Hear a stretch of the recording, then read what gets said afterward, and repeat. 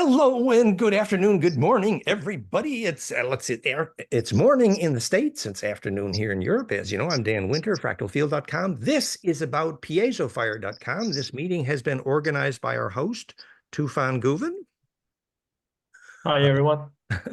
Who also has been organizing fractalu.com and is also organizing our major conference upcoming September 19th, 5 days, sold out, South France, fun, wow. So thank you for organizing. And here with me is Patrick Botti, who is our programmer, builder, organizer. And so this is about piezofire.com, questions, comments, backgrounds, stories, etc. So people would like more info about piezofire.com. That's what this is about. This is being recorded just to be shared informally. And one of the primary goals of this conversation is simple. It's just to answer questions about piezofire.com. So and just one little note here, as we were just saying before, we're quite proud that we have actually almost caught up now in shipping piezofire. So anybody that's interested in a piezofire system, now they're available within a week or two to ship. Is that right, Tufan? That's right. We don't have any waiting list at the moment, and I think we can ship the piezofire in 1 week right now. That's right. So if you're interested in a piezofire system, we're back up to about a week. It was 2-3 weeks, almost 4. So interest has been wonderful. And of course, with so many people interested, there's questions. And that's why we're here today. Okay. Oh, I see that Hannah has joined us. Hi, Hannah. Talk about. Hey. Hello, Hannah. One of our most Hey, Tufan. dedicated partners. There's Patrick. And Hannah's coming over to Patrick. play with us in September. It's all fun. It's all good. Wonderful. So the plan now is I'm going to do a 5 to 7 minute intro, just like how did piezofire come to happen? A little background. And then maybe Patrick or Tufan will add some ideas and thoughts about the origins of piezofire and the theory of just 5-10 minutes, few minutes. And then most of this session is going to be about question and answer. So the background is really quite simple. We have known for a long time, obviously, that if you make an electric field that's implosive and centripetal, you can do magic stuff. Oh, let's see. Somebody's not muted there. Just, yeah, careful. Oh, okay. Oops. Speaker's on too loud. Well, okay. So to make an electric field, which is converging and centripetal, whether it's done with plasma, whether it's done with light or with sound, or in this case, capacitance or inductance, we know that since I wrote the equation Planckfire.com, Plancke, Planckfire.com, we know what frequency cascade most creates centripetal force. It's literally implosive frequency cascade. It's that perfect caduceus. And you aim that cascade through Planck, and there's a drain hole at center for charge to be released, imploding through center. That makes that field centripetal. And the broader the spectrum of that centripetal field, the more the spectrum of harmonic inclusiveness, technically, theoretically, the more centripetal it would become. And so, but when we had been looking around for a quote unquote cheap or inexpensive or efficient way to do that, we had been doing it by feeding that frequency signature to noble gas plasma in plasmafire.com and therify.net. However, obviously that got expensive. And so then we started experimenting with ways to do it less expensively. And if we take piezoelectric speakers, which are in here, there's a piezoelectric speaker. Remember, piezoelectric simply means it's got the same inner core as a conventional speaker, but it's triggered capacitively. So essentially, instead of moving sound directly, instead of using normal speaker using an inductor and a magnet and pushes a cone and moves sound. In this case, we're using a piezoelectric trigger. Piezo means that you apply a voltage on one axis in a crystal, and at a perpendicular axis, that voltage pressure creates stricture, literally movement. So piezoelectric speakers have been around for a long time, and we chose a size that was reasonably good size and still economic. And then, so now we have two opposing piezoelectric speakers, and let's see if we can do this correctly, which are in the green here. And then in front of that piezoelectric speaker, we place a wafer of shungite. Shungite has a very particular function here. It is a super high dielectric, means within which charge distribution is enabled. In other words, inside the shungite, the charge can implode permissively. It's exactly the same function as the barium-strontium titanate in a phase conjugate mirror. The magic happens inside the superdielectric because that's where the pine cones can kiss noses efficiently, called superdielectric. Anyway, so we put a shungite crystal in front of two piezoelectric speakers, and then we experiment with the perfect harmonic cascade. Remember, there's some limitation. Piezoelectric speakers ain't going to go much over 20,000 or 15,000 hertz, and they're not going to go much below about 10 hertz or something like that. So you've got some limitations, but you can use generally the full audio spectrum. So we can use a pretty broad spectrum audio trigger, which we happen to have handy from flameinmind.com and Flame in Sound. So we implode those piezoelectric speakers, and when you put them on, when you plug them into your iPad or iPhone or the audio recordings we make, you can hear. With the piezo ones, you can actually hear the little ringing. And when you put that across your knee, I recently have injured my knee badly, and this helped amazingly. You feel that little tingle in the sweet spot in the center, and that is centripetal implosive, and it tends to, quote, self-organize the electric material at the sweet spot centered between the two piezo speakers. Now, in the case of the Tesla coil inductors, which are not speakers, so now we're doing this inductively. We get the same yellow is the shungite, but behind them in the blue, we have a Tesla coil. It's a bifiller Tesla coil designed with our ideas by Patrick and built by Tufan with great dedication and labor. So I've got a shungite, I've got a bifiller Tesla coil, flat pancake. And remember, flat pancake coil delivers a longitudinal more efficiently because specifically being flat, the longitudinal is designed to be compressible. So having a flat pancake bifiller Tesla coil is helpful. And so then that's delivering that inductive field through the superconductive permissive superdielectric shungite. And now you have an inducted field. And there's some conversation here with Patrick's background that the piezo, for example, obviously is going to reach bone very nicely, whereas tissue may respond in some cases better to the inductor. And many people use both. In fact, I think Patrick is clearly right that alternating sometimes is usually the best way because the tissue responds to something new better. So you use the piezo once and the inductor. I do have to admit, however, having done a lot of this on I almost busted my knee, but now it's wonderful. I'm back. I'm happy. But anywho, I fell in love with the piezo of this. This is my favorite gadget, actually.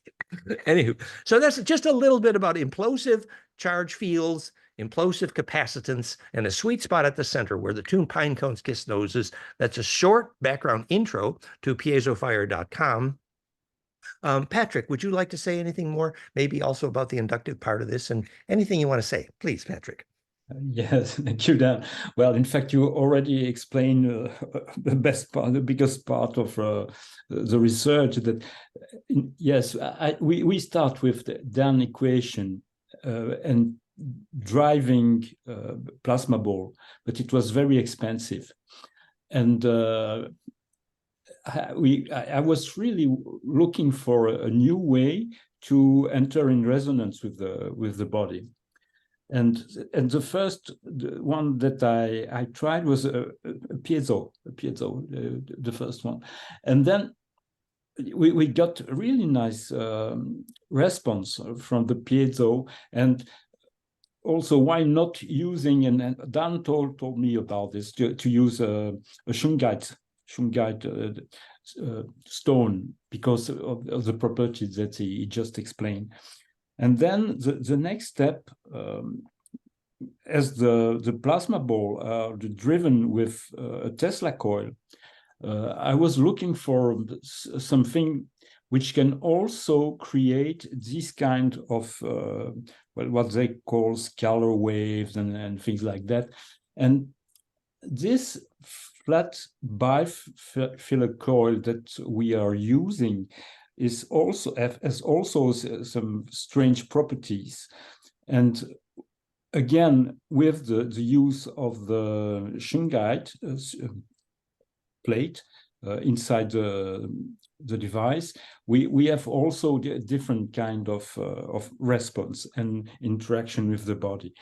And so that's the reason why I really ask to place both devices in the same set, as Dan just said, to change, to alternate, because the body, when you do always the same thing to the body gets don't take care about it anymore. You say, okay, oh, I know, that's all. But you have to surprise the body all the time. And the more you will surprise the body will say, oh, what's happening? What should I do with this? Oh, it's changing something inside of me.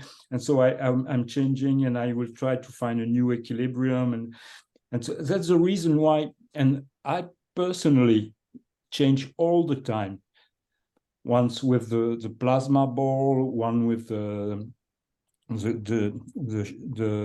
coil, one with the piezo, and always turning and changing, and also changing the way of frequency we are sending. Of course, most of the time I'm using the Dan cascade equation, but also sometimes changing, not necessarily selecting the frequency which is related to a part of the body, but also sometimes changing the different chakra frequencies, or I'm working a lot with the second chakra, because the second chakra is on the lower part of the body, and this is what they call the hara, which is one of the best for me center in the body, which can spread all the frequency through the whole body. And so that it's the best way is to change and to give new information, to change the information.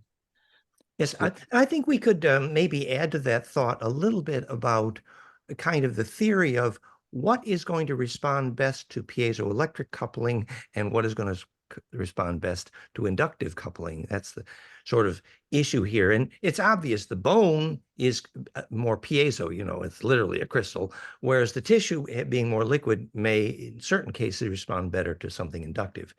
But that is the point, that if you were an electrical engineer thinking about this, remember the nature of the compressional wave that heals. That's what we mean by longitudinal, what Patrick refers to as scalar. It's actually intuitively obvious. If you want something to implode, become centripetal, therefore negentropic, obviously an up and down wave, a transverse, ain't going to do much. For example, in nuclear reactions, no. The part of the wave that helps you implode is the flat compressional component of that wavefront called longitudinal or scalar. And remember, the golden ratio cascade is, we believe, the optimal form of the phase conjugation, well known to produce the famous longitudinal scalar. And it is the longitudinal scalar output component, which is obviously negentropic and quote unquote healing. And I would like to say one last thing, actually, and then turn this over to questioning. Just that in terms of which frequency cascade to use, whether you're using the Flame and Sound app, I'm going to just share a screen here. See my screen here? So toward the bottom of this screen, yeah, here we go. Okay, so the harmonic cascade, I want to just say, PlanckFire.com has identified basically 3 different cascades, which Patrick has incredibly wonderfully installed in the Flame and Sound, Flame and Mind app, which are available also in the downloading files, which can be played from anything, with a link from Patrick. And those 3 cascades is the original PlanckFire, and then Planck based on H bar, and then the third cascade, which is labeled Cascade S for Schumann in the Flame and Mind software. So when you go in there and you choose which harmonic cascade, the third version is called Cascade S. And in that cascade, we took, again, Planck times golden ratio very simply, but we adjusted slightly because on this planet, The theoretical perfect Schumann would have been 7.29 hertz, but on this planet, because of the dimensions of the planet, the Schumann is actually 7.83 and not 7.29. So if you readjust the whole cascade to Planck times golden ratio adjusted slightly to 7.83, then you land on 53 and not 50 and 28 kilohertz. You land on the frequencies we measured in sacred places and in the pyramids. So the way charge collapse is being done by this planet on this planet is pure Planck fire charge collapse implosion slightly adjusted from 7.83, from 7.29 to 7.83. And that's called Cascade S.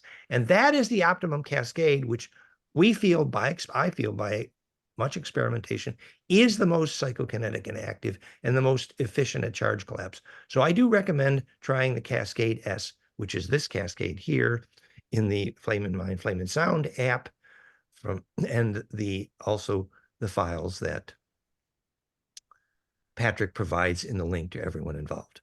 So that's what we had in mind for intro. Is there anything else that should be said by way of intro? Or Tufan, would you like to monitor questions, be the moderator? Sure. We have 2 questions. Maybe we can start with. First one, where do we download the instruction booklet for Piezo Fire? Mark asks. Yes. Patrick, would you like to? Well, I could start that one. Yeah. So it's quite simple. The instruction manual, there's 2 pages on the Piezo Fire website, which is most of the manual, but there's a few parts of the manual that are for users only. And that manual for users only, which is more complete for Piezo Fire, that is included in the bank of files you download from the cloud with the link from Patrick, which we provide to all users. All right. Shiva asks, can you share more information on how to use the Piezo Fire? Yeah. Well, people ask what Piezo Fire is good for, and et cetera, et cetera. That is a very appropriate question. And there's lots of instruction files, including files by Hannah on the website, pretty helpful. Actually, thank you again, Hannah, by the way. But short summary. So we first got really convinced that this gadget was amazing when we had 2 separate friends who were having intense hernia pain. This is how we discovered this, honestly. And so we were just building these things and we stuck one on. And in both cases, those friends pretty much eliminated their hernia pain in basically one session, like under 10 minutes. It was incredible. We were like, we don't really believe this ourselves. But yes, and then I think it was Valerie or Anna burnt their finger, and the amazing. So for localized pain in general, we find, particularly on the first application, that 5 to 10 minutes, sometimes less, that localized sharp pain, you will find amazing relief, often, not always. And the theory is quite simple.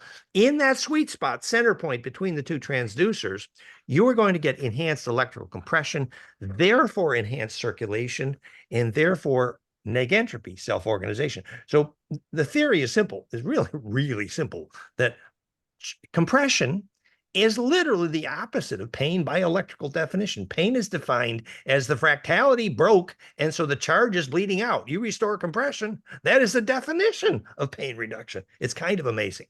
Now, for many other things, and the list, I'm sure, is endless, and we can't make any medical claims, obviously, of any kind, but what we can tell you is that in that sweet spot in the center, not only is there pain reduction, but by definition, that is the opposite of swelling, of inflammation. And I have to tell you, one of the major things after I just about busted my knee just over a month ago, my God, and did I have swelling? Holy cats. I was on crutches for a month, guys. And I tell you, when you put this thing on, the swelling would go down and the pain would be reduced. And I did it, maybe once or twice a day for maybe a week or so. I found it incredibly valuable. But everybody has their own story about this. We have people with issues in their foot, et cetera. But the short summary is, you get wherever the localized issue is, where added circulation and added negentropy is needed in the sweet spot between, and you expect increased circulation and reduced pain. and increase negentropy, and try it for 5, 10, 15 minutes. And if you're doing it more than 1 or 2 times, then probably alternate with the inductor. So that's a basic instruction on how to start. And probably you can choose many of the cascades. You can choose specific chakras, major fun. But to start with, probably try Cascade S, the Schumann cascade, which I have found to be most effective. So there's an intro. More And common. we encourage everyone, especially the starters, to watch the first video that we did with Patrick, the announcement video that is on piezofire.com. And also Hannah's video was very helpful, which is like a 7 or 8 minute video for the basics, for the starters, like how to navigate through the menu and everything. So that was really helpful. Great.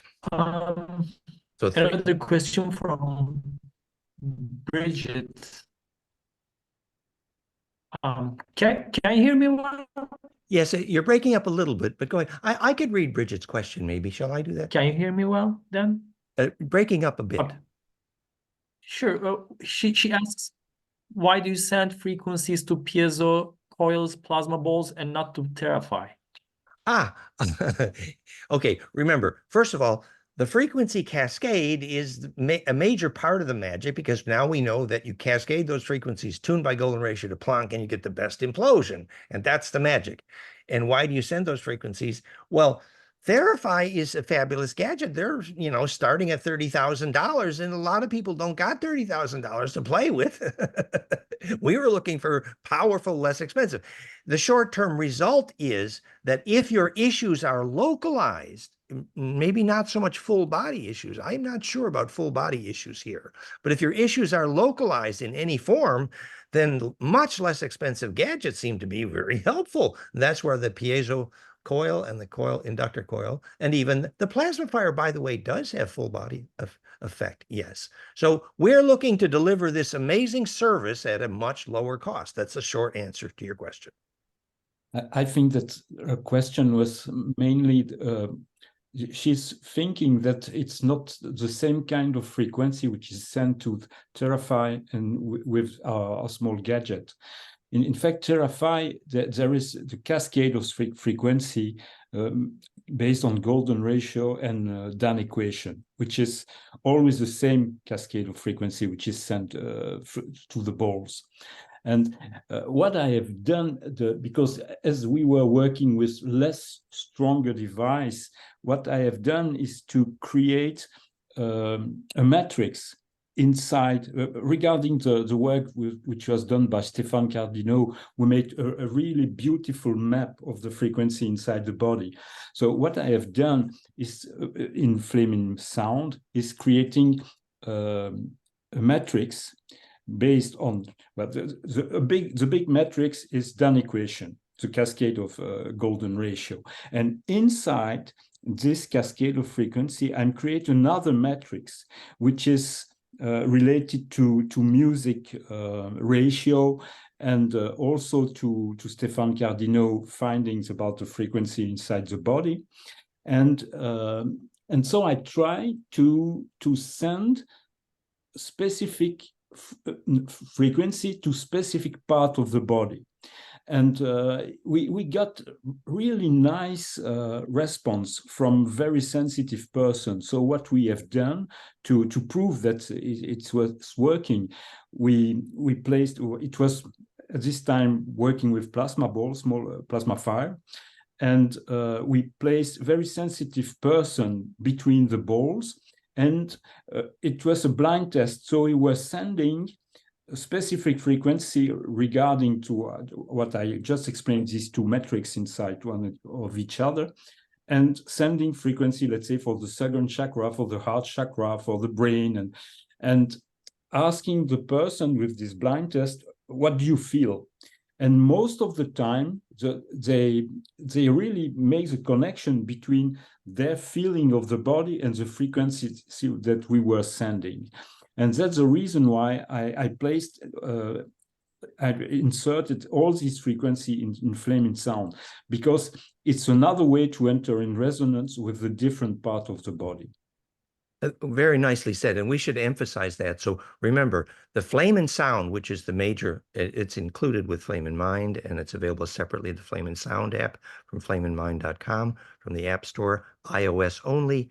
So the Flame and Sound app alone is relatively quite inexpensive. And there you have the choice of triggering which specific chakra, your heart, your sex organs, your solar plexus. And as Patrick said, most sensitive people will absolutely feel it in the gland that is specified on the chart. And you can pick which part of the body to trigger, and most people will feel that. It's amazing. It's powerful. And so that's the other beautiful part of this option, that and all those frequency choices to pick a chakra and trigger it work amazingly well for plasma fire. They work for piezo fire. They work in various transducers. You can do this inexpensively. That's the fun and powerful part of this. In addition, now the full cascade, which is called full chakra cascade in the program, is what I found to be the most powerful for a specific healing issue. But when there's some glandular choices involved and people are feeling something in their heart or something, you can choose. It's amazing. So the programmability here is powerful and fun. I think we should work on the questions here just a little bit more. Or maybe just a few things more. It's make the connection with different part of the body when you select it. But again, don't only use this frequency. If you have trouble with your stomach, don't only use this frequency to your stomach. So you have to change. The next day you take the full chakra cascade, the full cascade. The full chakra cascade is exactly the same thing as Terrify.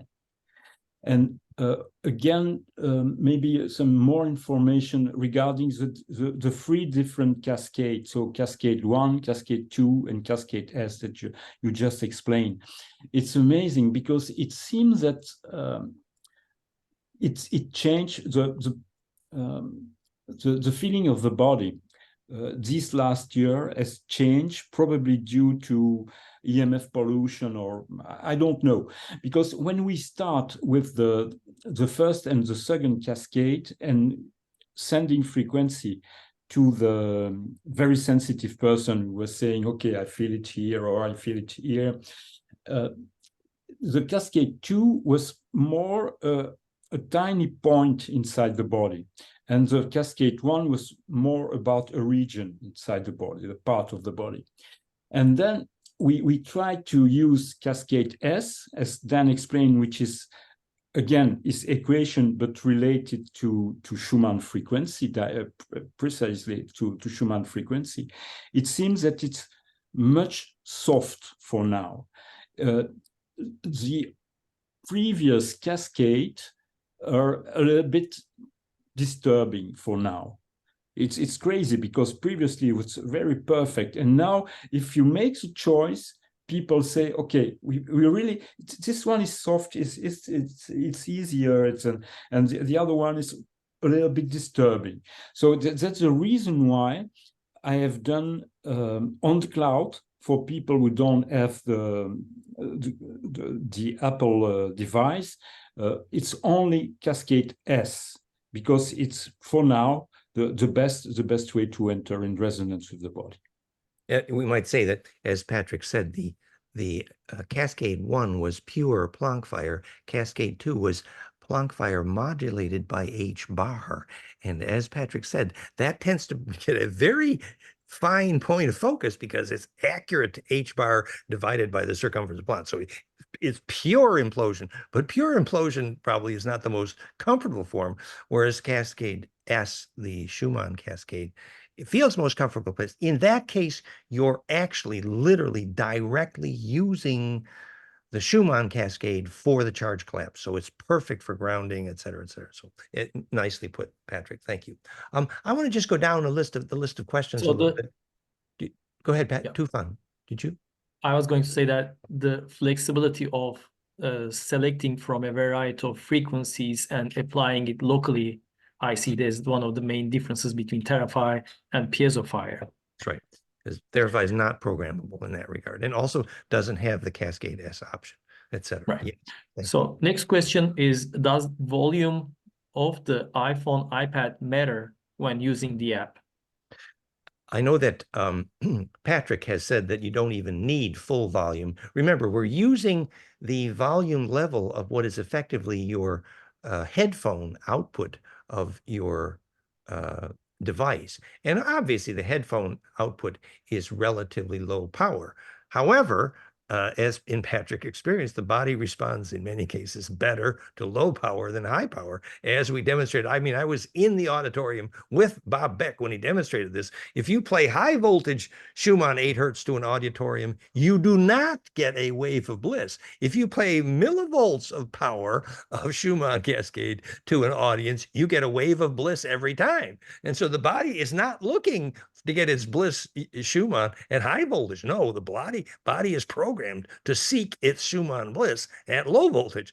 So as Patrick has pointed out, you don't really need a lot of voltage. Still, though, my preference, in general, having used this a lot in the last few months, my preference is to set the audio output level to normal full volume. It's just normal. So normally you would start with your audio output at full volume and go from there. And then you can adjust it as you need. But that's what's generally done.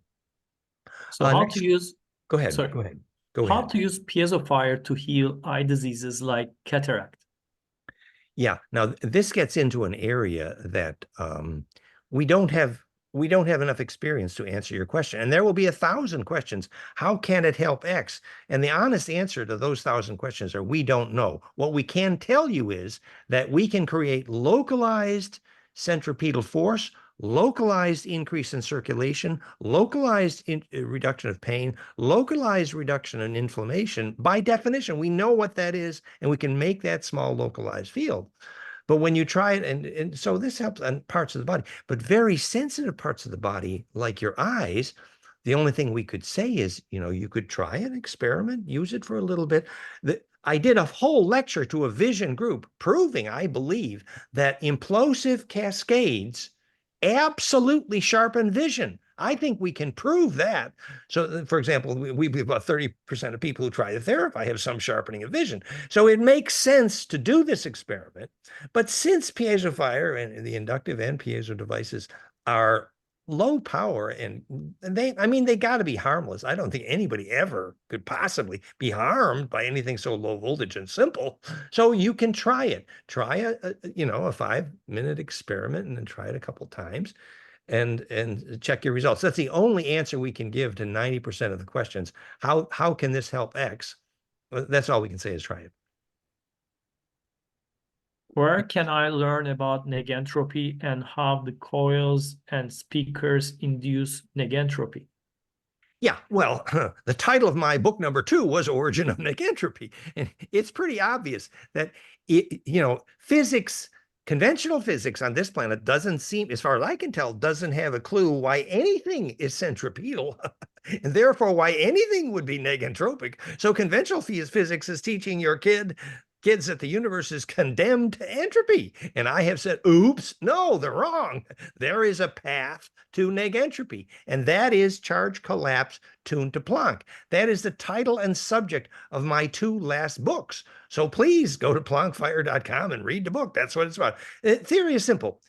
As the charge collapse gains inertia during collapse, there is suction, implosion electrically through the center point. And that suction implosion through the center point means that all the charge that makes it through the center gets reorganized to be in phase with. And that is the origin of negentropy, because any wave that ain't shareable going through the center is going to get canceled. That's the simple theory. It's magical. It's powerful. So if you find someone on this planet that knows why an object falls to the ground, knows why anything is centripetal, then that person might know the cause of consciousness and gravity and life force and negentropy. And that person, I think, is me. Okay. A follow-up question to our previous question about the eye diseases. How do we place coils transducers on eyes for best self-experiment?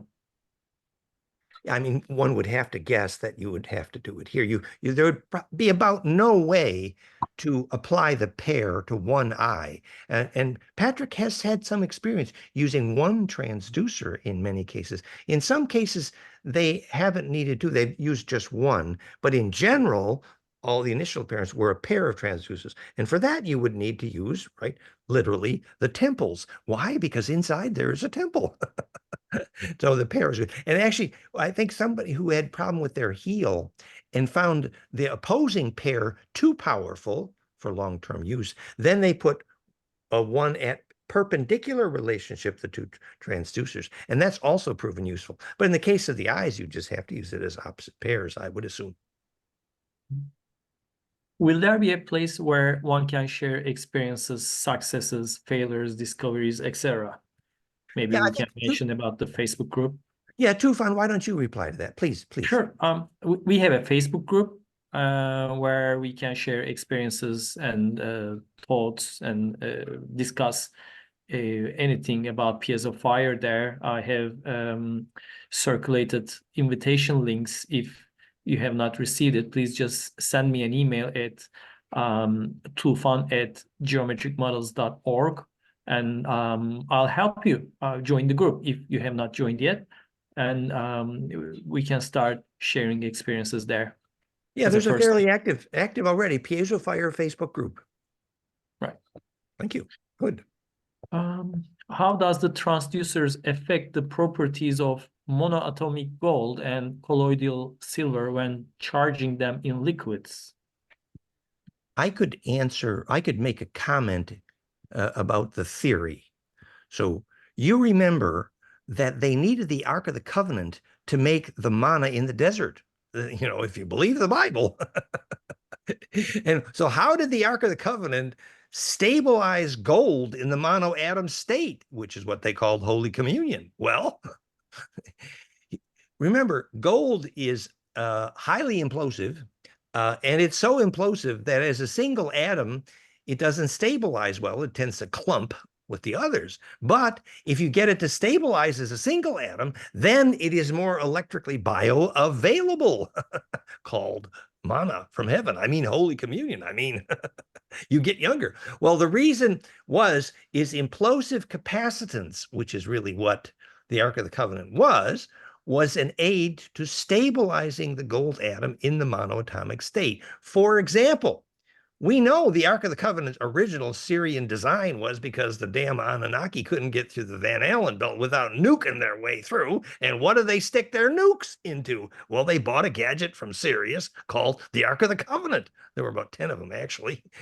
And the same physics of charge implosion, which is the opposite of nuclear radiation. Hello, I was there when Cache received the phone call from TEPCO in Japan and said, oh yeah, this monoatomic stuff reduces radiation. Hello. Why can you measure reduced nuclear critical mass at the Earth grid magnetic cross points? I've been teaching this stuff for many years, so I carry on. But the short answer is, in theory, implosive capacitance could be very useful for stabilizing the gold nanomaterials and making monoatomic gold. For example, if you were crystallizing deep sea water, Kangen water, no, what do they call it? Water, which they use for making agricultural ormes, and you put a powerful alkaline dye, caustic, into the deep seawater, high in potential rhodium, iridium emulates, and out comes this milky precipitate in the response to the alkaline. And that milky precipitate is the most magical ormes emulet. I mean gold powder, I mean agricultural ormes. Well, and now if you were to apply some implosive capacitance, oh yeah, is there physics of alchemy here? Oh yeah, could we talk about that for a lifetime? Yes. But I'm going to stop this answer now. When using one transducer, do you have to unplug the second transducer not in use in order for the single transducer to operate as intended? Patrick, do you want to do that one, or? Yes, Dan. Well, in fact, when you're using, well, there is a special splitter, and you have to use this special splitter and not the splitter which are on Amazon or you can find, because this splitter is a left and right splitter, because we are working with stereo audio files. Okay, so what we are generating is something in the left channel and something else in the right channel. That's the way that we can achieve to have a 180 degrees shift between the left and the right channel. The Okay? conjugate phases. Yes, okay. So if you are using two transducer, always use the original splitter. The Y. Yeah. Okay. Otherwise, yes, the Y splitter. It's a special one. Otherwise, you will have exactly the same thing on the left and the right transducer. Special splitter. Because the one that you will find on Amazon or in small shop is for two lovers to listen to the same piece of music, but it's not splitting the left and the right channel. Okay, and now to answer the question, when you're so the transducer has been programmed and designed to be used in two ways, one with left and right channels, but also if they are connected directly without the Y splitter, what will happen in with the frequency shape of that will be sent to the transducer will be completely different. So for flaming sound user, you have to get rid of 180 degree shift. Otherwise, it will cancel the left and the right channel. But if you're working with the beat frequencies and don't take the 180 degrees shift, it will change the shape of the frequency which are coming out of the device, and it will be more than some kind like a pulses. But I will explain much more in September. That there are a lot of stuff that I have to share in September conference, and I will explain more about this. But just to summarize that, when you are using only one, forget the Y splitter, connect it directly, and again, it's interesting because it's another way of sending information. It's still the same information, it's still the same cascade of Dan, but the shape of the frequency which the body will receive will be a little bit different. So it will be like a heartbeat. When you're doing this, it will come like this. But I will explain much more in the conference in September, and I will display the shape and explain. I have already explained a little bit, I think, in the first video that we have done together. Yeah, but we could say, remember, so if you're using just one of the device, you can plug it directly without the splitter. But whenever you're using two, always use the correct splitter. That's yes. Okay, great. So super. Thank you for the patience there, Patrick. Go ahead, Tufan, maybe next question. Or? Since the plasma ball created when using the piezo coils disappears when a TV is on, I was wondering if this is true for other electrical devices like Wi-Fi router. No, well, the best is to turn off your Wi-Fi router, but no, I don't have a Wi-Fi router on. I'm using cables, and so what I've noticed is that when the TV was on, and I'm not the only one to mention it, it's spreading something in the room, and it's not the TV device, so it's not the screen, which is there should be some information passing through the screen of the television. So in short, the centripetal force, which is the magic in the plasma and the piezo both, the centripetal force is weakened with electrosmog. That's the short summary. Instead of getting implosion, you get a more messy cloud. So getting that Wi-Fi and Bluetooth and as much electrosmog turn off as many transformers in the room you can as well. And I found that personally. I turned off all the little power supply transformers nearby, and my healing was definitely better. Yeah. So next question. Go ahead, Tufan. what is the difference between shungite sphere and black obsidian sphere as far as charge distribution? Now, Patrick, maybe you want to say something. What I would hypothesize would be that the obsidian achieved an emulation of the conjugate ability more optically than dielectrically. So I would hypothesize that a shungite would be more useful in three-dimensional conjugation, and that they were only approximating a two-dimensional optical conjugation when they used the obsidian mirrors for ancestor phone calls with the Olmec. In fact, the shungite, it's a very special design. Maybe you don't see Structure. Yeah, no, like a fullerene. And probably and this makes this it's very interesting because this stone is conducts electricity. It's a perfect way to, if you measure the resistance of the stones, it's like an electrical cable. You don't have any resistor at all. The high dielectric has a very interesting meaning. It means that charge distribution is efficient. It makes capacitors work good. And that leads to the next comment is where Patrick and others are doing a lot of work where you put the shungite sphere on top of the piezo transducer and get to fill the room and affect your dream effect. This is amazing because it's literally charge distribution enabled. So to radiate it in the room, the shungite sphere is a very useful, fun experiment, and they have stories to tell. All right. Are there currently any cautions to using the coils on or around the head? That is an appropriate question.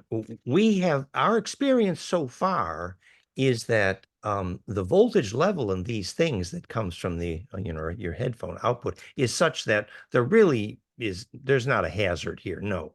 But we do have people, actually, it was Dan Mack who said when he was putting this across his heel, he had it wasn't a bone spur. What was it Dan Mack had?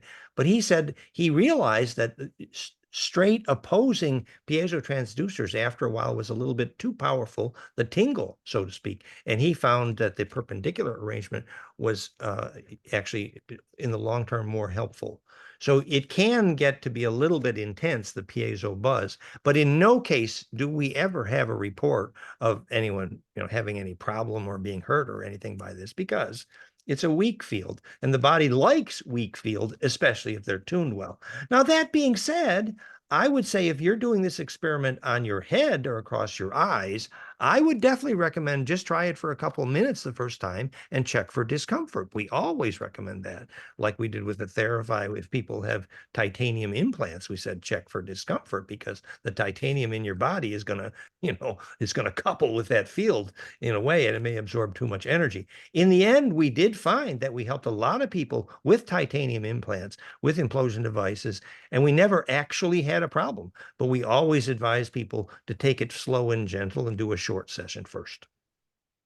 And also, when we are using piezo, you can also place them on your sacral bones or your pubis, and if you're using one or two of the transducer, but it will go through all the bones and also in your skull, which are around your eyes. So you can, if you're afraid to place the transducer too close to the head, you can do it at a distance, and the body will conduct the information through the bones, through your whole body. And also, again, you really don't need a very high volume. So 50% is really enough. That's cool. That's cool. So Patrick is emphasizing what I've been saying is, I turn it to full volume just because I think it's fun, but Patrick is saying you only need half. And that's another fun thing Patrick is saying. He's saying you can use your tailbone. Yeah, and again, I will show you examples of the interaction of very high amount of information and very small amount of information, and how they are interacting.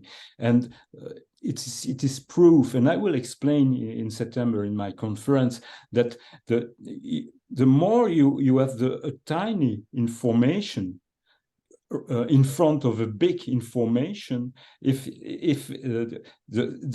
is a very big difference between the two, the small information is still there. Yeah. And the more you will increase it, the more you will lose it.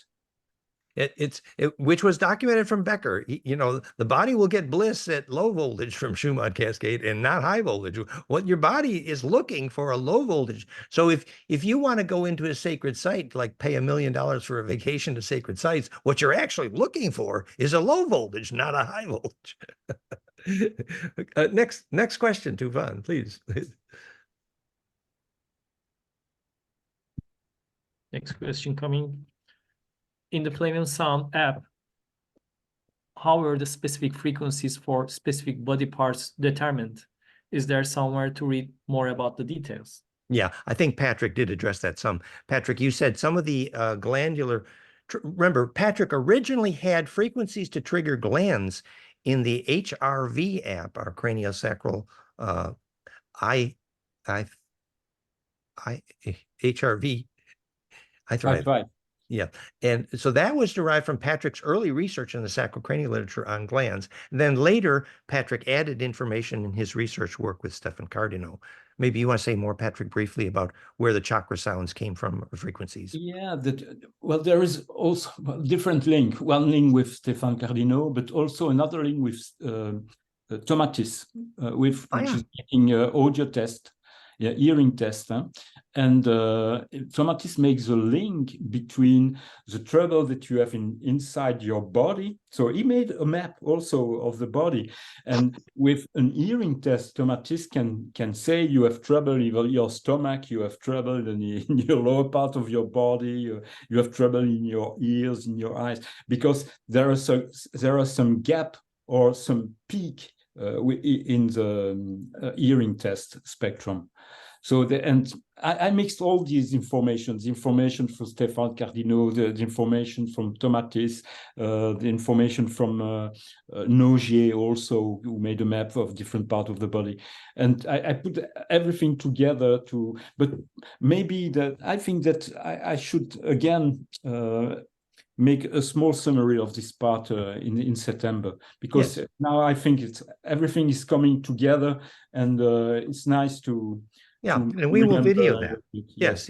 And I would remind people that Patrick's website, craniosacral-app.com, which is linked from our piezo file. There, if you click on the I Thrive chakras, Patrick actually gives some of the references to some of the early literature on what frequencies trigger which chakras. So there's a lot of information out there on that. Patrick combined at least 3 sources, and we'll have more information on that coming. Also on my YouTube channel, but maybe it's easier on my YouTube channel because I have a little bit less YouTube. Mine is too big. For Daniel, so many. It's very interesting, but you have to find it. I have not a lot of video, but if you are looking in my first video I made in a fractal field conference, I explain all these things. So you can find them on my YouTube channel. Patrick's YouTube channel, where the early film on chakra frequencies. Thank you. Great. Next question, Tufan. Would it be more effective to use elite shungite because of the refined structure? Yes, sure. But there are different qualities. And what we have found, it's in Germany. I think we gave the reference of the provider. Link on the site. Maybe. Yeah, because we have tested different providers, and sometimes it's twice the price and for the same quality. But of course, on Amazon, well, it's not each time the good quality. It depends. But we check the reference that we have placed on the web for people who were asking in Germany. They are really good quality. Shungite. And Patrick, Tufan has added the link in the chat window from the website in response to the question from Mark where to buy the specific Shungite spheres used for piezo fire energy charging the room. There are many different suppliers of spheres, and we're not saying this is the only one, but this is one that Patrick, by experience, has tested, and I ordered some too. We cannot test worldwide, but yeah. We've tested a few, and these German ones. Really, we have tested very, very high quality and very expensive Shungite, and these one are really, really quite very good, very, very nice for the price. Yes, the German was, and Patrick can really, when you put that Shungite sphere on your piezo fire device, they can feel it in the room. They use it for dreaming. Go ahead, Tufan. Yeah, a suggested link is on the chat box and also at piezofire.com. Do the frequencies used have certain commonalities and a long enough wavelength to be practical to where putting the coils at specific distances apart would allow the coils to be in resonance with each other, creating large conjugations of nodal points between the coils? It's true. The phase propagation velocities would suggest that the dominant probably longer frequencies that we're using would have sweet spots in terms of distance between transducers. We haven't really done those experiments, but it's easy enough to calculate, yes, that there would be sweet spots. For example, 7.83 hertz, if you calculate the distance between the standing wave nodes based on the speed of light and whatever, you definitely have sweet spots. And those sweet spots are related to the physics of what is sacred dimension, the British foot, et cetera, fits the equation perfectly because the phase propagation velocities makes the standing nodes implosive. So there is such a thing as sacred length and implosion. So more experiments to come on that. Good question. Since the place at the center between the coils is the implosive point, would putting something like a water balloon between the body and the coil allow users to adjust the point of implosion to a specific place? That's a fascinating question. You know what flashes to mind? If you've ever been in South America and you want to watch a shaman and he's sitting at a sacred site ley line cross and he wants to close his eyes and look down the ley line like it was a telescope, you know what that shaman will often do? He'll take an animal, like a porcupine or a guinea pig or a cat, and he'll hold the animal next to the temples of his head. It's almost as good as holding your lover. Not quite that good, but anywho, and he will get a better dielectric, and his inner vision will be tuned some. So if you had a balloon and you had some sacred water, magic water, piezo water, what a wonderful experiment! Absolutely, yes.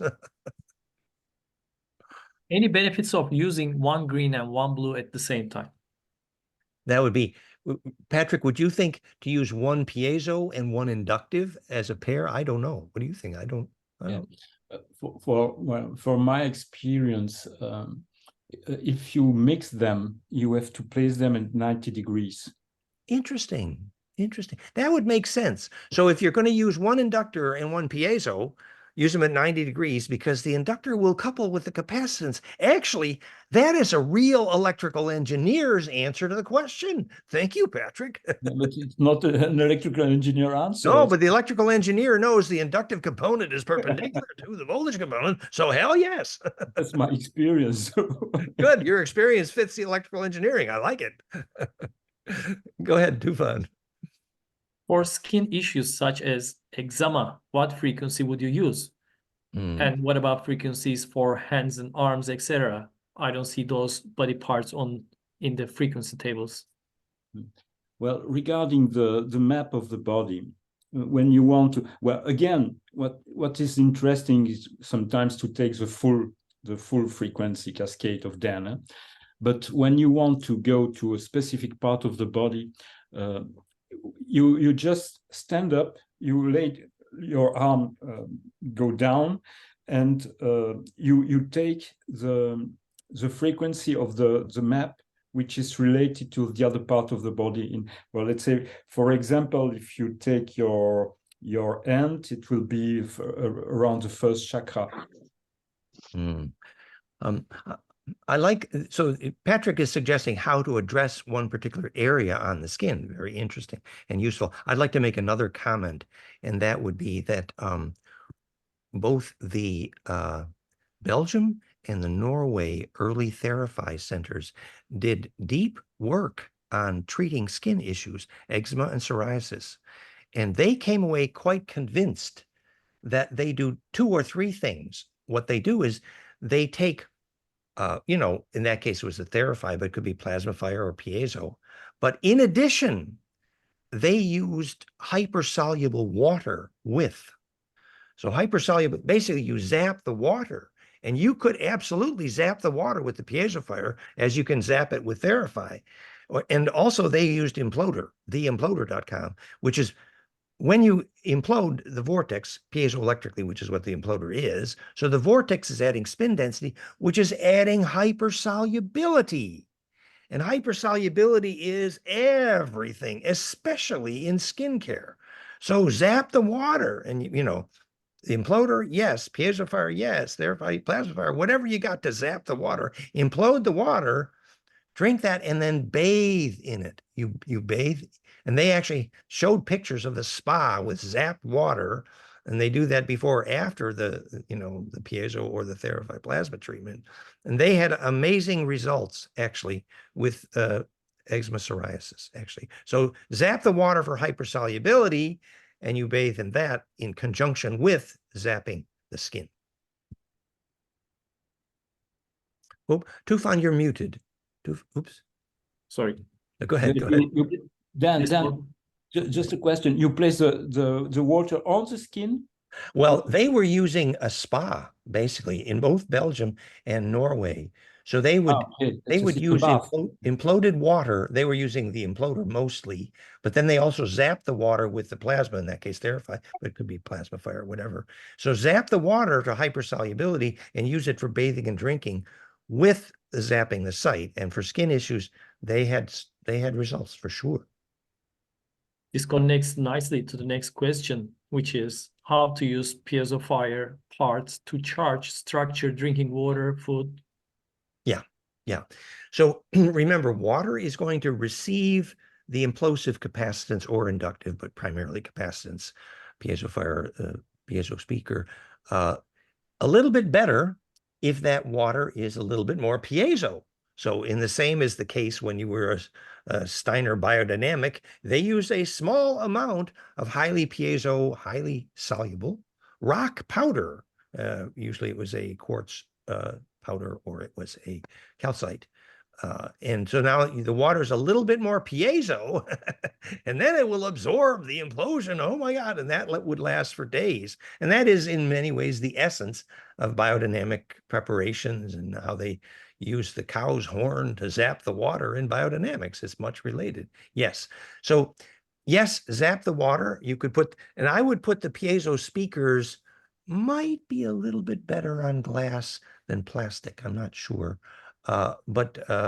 And use a fairly not too big a container so that it could absorb. And what we did find with the Therify and then other devices by analog is that water absorbs implosive capacitance relatively quickly. Amazing. 2 to 5 minutes, and that water is zapped, man. In fact, they say that's the magic of all kinds of pyramids and the same similar story to zapping the seeds.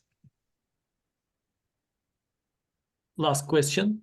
What is the benefit of using transducers during a consultation, for example, about clearing the lineage, and what is the physics here? How can it help? Yeah, clearing the lineage, that's a pretty deep question. We work with Bridget Nielsen on this, and we have films on this, and she will be with us in September at our conference.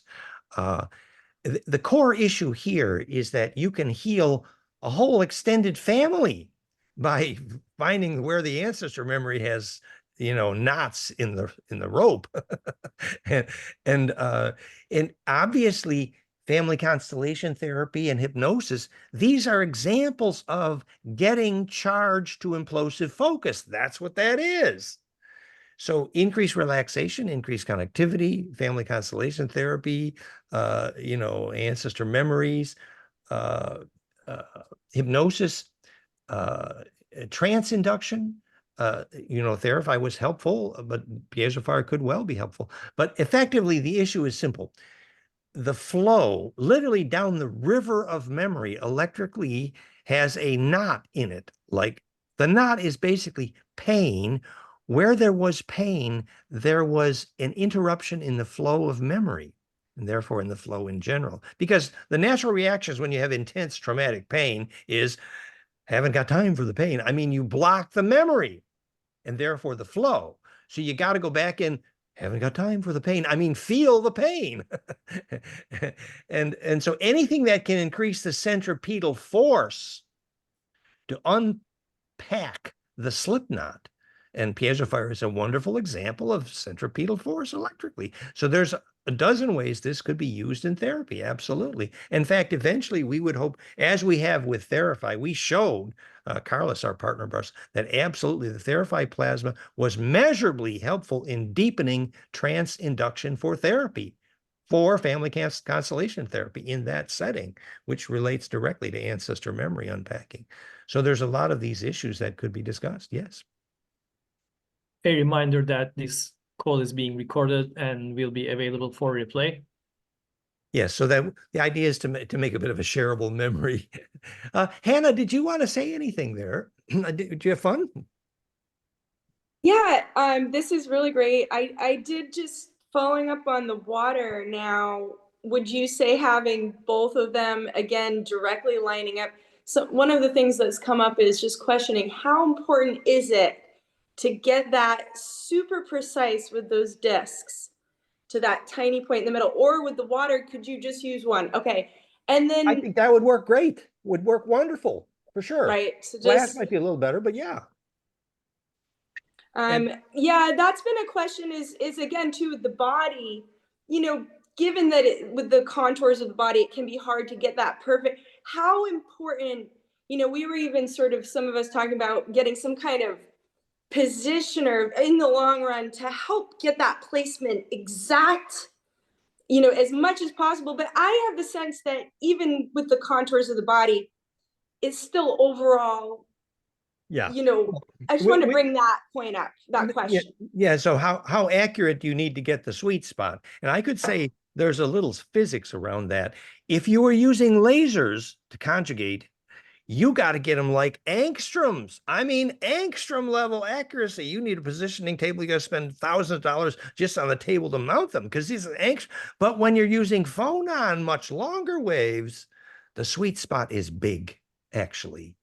So we're in a much longer wave situation here than a laser, which means the sweet spot is big, which means that focus is pretty broad, actually. So the sweet spot is fairly large with the longer wave. That's the short answer, actually. Yeah. And does it work with osmosis water?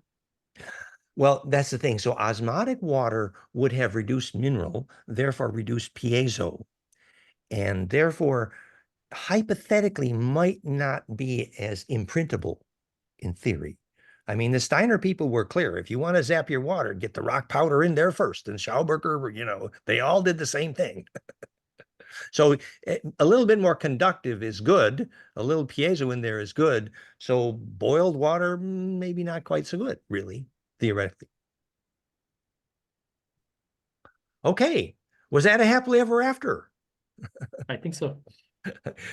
So we did pretty good on our list of questions. And Yes. did we miss any, Tufan? Are we okay? Or what do you think? We covered all questions. Okay. Oh, good. All right, good. So this is a shareable wave. We want to thank you for your interest. We want to thank you for working with us with piezofire.com. Remember, this is a young technology. It's inexpensive, and people have had wonderful experiences, including me, myself, personally. And so we're glad you're playing with us, and we need your reports and feedback. Please do join Tufan on the Facebook Piezofire group, and we will be gathering more results, and we'll be adding to that website very soon. And Patrick is regularly adding to the frequencies available in the downloadable libraries. And we have our fun conference, which will have more of these discussions and recordings in September here, fractalfield.com/2024. So on that note, Thank you, Tufan. Thank you, Patrick. Thanks everyone for coming in, and we are hoping to schedule these meetings quarterly, hopefully, and we'll see you soon. To be continued. Thank you, Patrick. Thank you, Bye-bye. Hannah. Thanks, Patrick. Thanks, everyone. Thanks, guys. Bye, Bye-bye. Samir. Thank you for your smiles. Thanks, Ada. Bye-bye. Yeah. Bye.